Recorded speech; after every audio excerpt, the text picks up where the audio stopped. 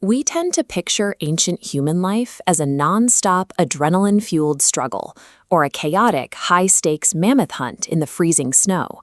But the reality of Ice Age Europe involved a massive amount of downtime.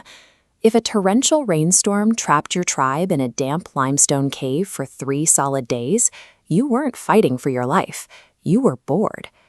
This chart shows how our brains naturally react to doing absolutely nothing. Boredom is an ancient, deeply ingrained survival mechanism. When physical activity stops, your dopamine levels drop, plunging you into a state of mild neurological distress. That uncomfortable itch in your brain acted as a biological alarm clock. It whispered to our resting ancestors that they needed to act, build, or improve their situation to feel good again. If early humans were perfectly content staring at a cave wall for hours on end, they wouldn't have tinkered. They wouldn't have explored. The sheer agony of having nothing to do pushed them to invent human culture. They ground up red ochre and mixed it with animal fat to paint. Caves are covered in thousands of these overlapping hand stencils. Some clearly belong to children, leaving a prehistoric "I was here" on the rock face. When they grew tired of painting, they carved. It takes a staggering amount of idle time to look at a dead griffin vulture, snap its wing bone and hollow it out, and carefully drill 5 perfectly spaced holes to create a working flute. We have found these musical instruments dating back over 40,000 years. Archaeological digs have also uncovered sheep and goat knuckle bones that were smoothed, drilled, and tossed into the dirt as the earliest known dice. When the games wrapped up, the campfire became the center of the night. It was the original prehistoric movie theater, a place where oral traditions, idle gossip, and epic storytelling finally took root. By building this warm, secure space to share stories, humans generated a steady supply of discarded food scraps at the edge of the light. That combination of warmth and meat turned out to be the perfect lure for a curious predator. Picture a freezing, hungry wolf that is slightly less aggressive than the rest of its pack.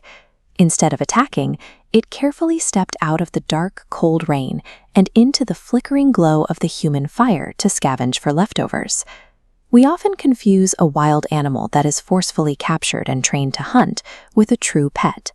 A pet offers something completely different: emotional companionship. Researchers call this transition self-domestication. Humans didn't actively seek out dangerous predators to tame them by force. The friendliest, least fearful wolves naturally thrived on our scraps, domesticating themselves over generations. This arrangement of trading scraps for a nearby early warning system worked well on its own. Then, humans and these friendly scavengers started looking directly into each other's eyes. Locking eyes initiated a biological hack in both species, turning a simple exchange of calories into a deep emotional attachment. This diagram illustrates the oxytocin loop. When a human and a canine make sustained eye contact, it floods both brains with a potent rush of the love hormone. It is a continuous, reciprocal chemical reward system. This exact same chemical pathway cements the bond between human mothers and their infants. So, while the agony of boredom drove humans to gather around the fire, it was this rush of oxytocin that locked them into a lifelong bond with the wolf. We see the physical proof of this shift in locations like the ancient Natufian settlements. Here, archaeologists have uncovered graves where early humans were laid to rest directly alongside the remains of their animals. There's ongoing scientific debate about whether early dogs were kept strictly as hunting utilities. Yet, the intentional, tender care evident in these joint burials points toward genuine, deep-seated emotional attachment.